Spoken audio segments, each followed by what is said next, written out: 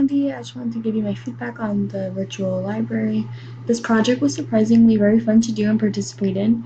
I enjoyed being able to take time to read fun books. It honestly made me so happy to be able to find time to read the fun books instead of having to come back to my dorm and read the textbooks.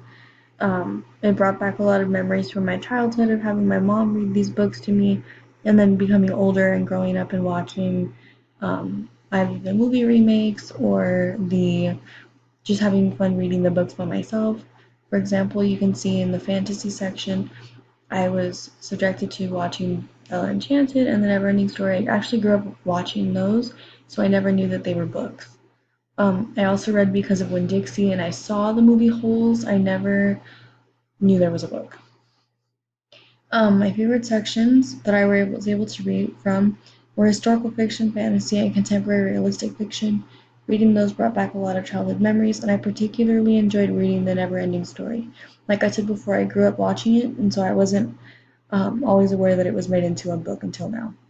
My least favorite section to read was the poetry. I always have struggled with enjoying this particular genre. Poetry is located here.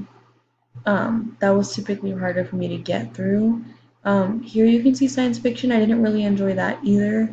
I've always been into like traditional fiction, if that makes sense. I liked the traditional literature, and I really enjoyed the literature that represented diverse population.